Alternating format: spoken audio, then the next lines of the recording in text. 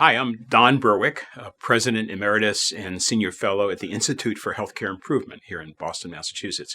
It's great to be able to join you in Wales this way. It's even better when I get to travel to Wales, which I'll be doing at least once this year, and I'm really looking forward to being there in person. But it's great to get to share thoughts with you this way as well.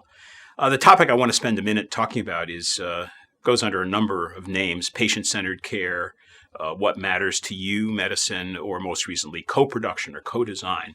And I want to dig a little more deeply into the basic concept. It needn't be the slightest bit confusing. The nature of quality itself is to match the work we do and the results of it to the needs we're trying to meet. You decide what need you'd like to meet, and then the degree to which the work and the processes and the results match that need, that's quality. The degree to which they don't match, that's not quality. So a fundamental notion in the world of improvement and quality is to know the need, to understand what you're trying to accomplish. I think we've gone a long way in that in the healthcare world, especially in the improvement movement. And one of the vocabularies we apply now is that we want to do what matters to the patient. That's what quality is, what matters to you.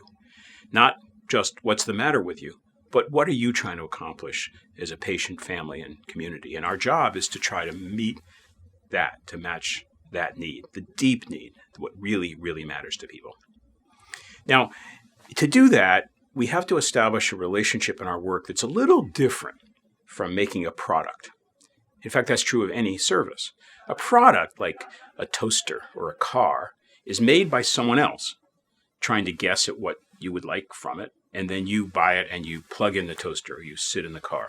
The product's made here, it's delivered and used by the consumer. And yes, that involves needs as well, but there's no question as to who the producer is. It's the car company, the toaster manufacturer, the hotel. Healthcare is different. So are other services, like education, for example. The basic nature of a service is that it is not made by someone else and delivered to you. It is made together. The nature of a service relationship, especially a health-seeking relationship, is that it is a constant dance of relationship in which both parties, the person or system trying to help and the people or person being helped, they are in a continuous relationship of trying to produce what both want. When I, as a doctor, believe you have pneumonia and prescribe a pill, you're part of the system, because if you take the pill, it may work. If you don't take it, it probably won't. We have to co-produce the care together. The deeper we go, the more true that is. If what we're after is not just curing pneumonia, but healthy life, or talent maximizing use of talent, or comfort, all of that is even more made together by us, those who try to give care, and the people, the patients, families, and communities that depend on us. We are co-producing the result we're after. To do that requires processes that value that idea. Now, if you're making a toaster, you don't actually ever have to talk to the person that buys it and plugs it in. But in the production and seeking of health, we better be in continuous relationship. This is about dialogue, relationship, respect, listening, and the concept of exchange and the platform for building relationship that really matters in getting to the aims we both want. It's not about transactions. It's about relationships. So what kind of system can value relationships and relationship building understanding, building mutual learning? It's not one organized around transactions. It's not just about paying for this event, for example, in the financing system, or training to do this task in the education system, or an encounter only as the basis for a health-giving, a health-creating relationship. We have to think in longer terms, over time and space, and we have to build platforms that can support that kind of ongoing exploration. It also means customization. To do for each person what matters to them means that the relationship is different for every single person. Where are we going to find the energy to listen carefully enough that I really know what matters to you and care deeply about understanding them?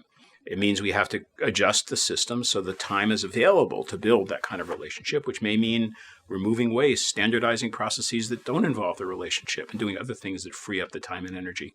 It does affect the payment system. Paying a fee for service or a event or widget-based payment, it's not likely to produce investment in or capabilities for relationship.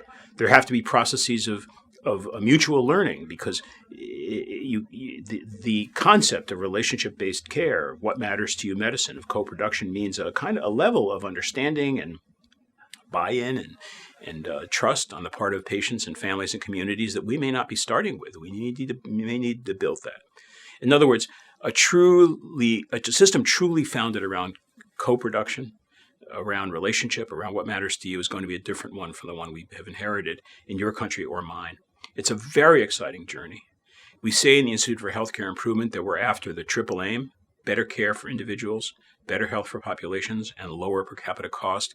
I think the only route there is through relationship building and through the kind of attitude of respect and exchange that co-production implies. And by the way, that also will get us to the fourth component that sometimes people include in the quadruple aim, which is joy in work. To treat people as objects, to deal in transactions, when what's really needed is relationship over time and space, deep understanding, and focusing on what matters, that's a far more exciting and promising and satisfying form of professional endeavor. So I think it's more than the triple aim. It's the triple aim plus joy in work.